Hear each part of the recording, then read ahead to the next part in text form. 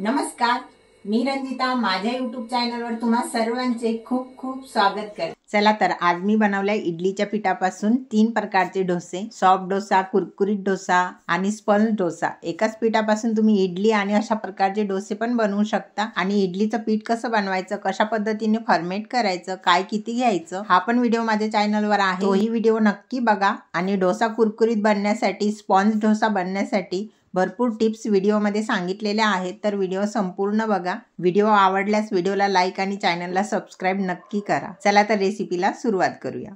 इडलीचं पीठ खूप छान जाळीदार असं फॉर्मेट झालेलं आहे। जेवढ्या पिठाचे मला डोसे बनवायचे तेवढं पीठ मी एका कटोऱ्यात काढून घेते।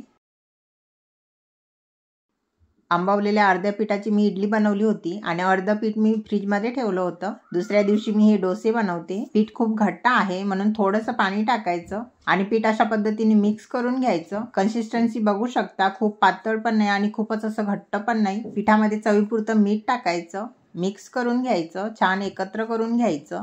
गॅसवर तवा गरम करायला ठेवायचा। हा माझा कास्ट आयरनचा तवा आहे। हा मी Amazon वरून मागवला होता। आणि कास्ट आयरनचा तवा सिझनिंग कसा करायचा, तयार कसा करायचा, हाही व्हिडिओ माझ्या चॅनलवर आहे, तर तोही व्हिडिओ नक्की बघा। आणि व्हिडिओ तुम्हाला आवडला तर लाईक नक्की करा आणि चॅनलला सबस्क्राइब सुद्धा करा। तव्याला तेल लावूनच तवा गरम करायला ठेवला होता मी। तवा मीडियम गरम झाल्यानंतर पाण्याचा चिपका मारायचा, टिश्यू पेपरनी पाणी पुसून घ्यायचं, गॅस स्लो करायचा, 2 चम्मच इडलीचं बॅटर टाकायचं, अशा पद्धतीने गोल गोल फिरवत पूर्ण तव्यावर पसरवून घ्यायचं।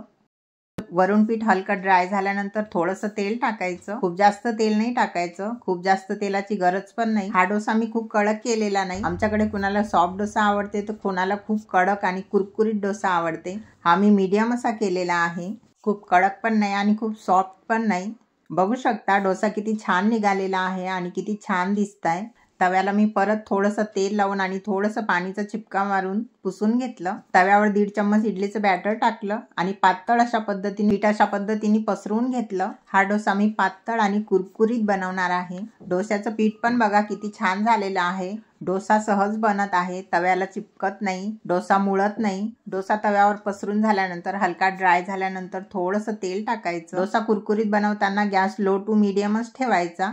डोसा कुरकुरीत होईपर्यंत चमचा लावायचा नाही, तसाच कुरकुरीत होऊ द्यायचा। बघू शकता डोस्याचा रंग पण छान आलेला आहे आणि सहजच निघत पण आहे। माझ्या चॅनलवर नाश्त्याचे भरपूर रेसिपीज आहेत, तेही व्हिडिओ नक्की बघा। आणि व्हिडिओ आवडल्यास चॅनलला सबस्क्राइब नक्की करा। मार्केट सारखा मस्त असा कुरकुरीत डोसा तयार आहे। बघू शकता किती छान दिसताय, अगदी कुरकुरीत झालेला आहे। माझा हा कास्ट आयरनचा तवा नवीनच आहे। जितके छान डोसे बनत होते तितकेच वेगवेगळ्या प्रकारचे मी डोसे बनवत होते। सॉफ्ट आणि स्पॉन्जी डोसा बनवण्यासाठी मी इथं 2 चम्मच तव्यावर बॅटर टाकलं, गॅस अगदी स्लो केला। व्हिडिओ तुम्हाला इथपर्यंत कसा वाटला कमेंट करून नक्की सांगा। आणि चॅनलवर नवीन असाल, फर्स्ट टाइम व्हिडिओ बघत असाल तर चॅनलला सबस्क्राइब नक्की करा आणि व्हिडिओला लाईक सुद्धा करा। इडलीच्या पिठापासून आप्पे कसे बनवायचे हाही व्हिडिओ माझ्या चॅनलवर आहे, तो पण व्हिडिओ नक्की बघा। आणि इन्स्टंट रवा इडली, इन्स्टंट रवा आप्पे हेही व्हिडिओ माझ्या चॅनलवर आहेत, ते पण व्हिडिओ नक्की बघा।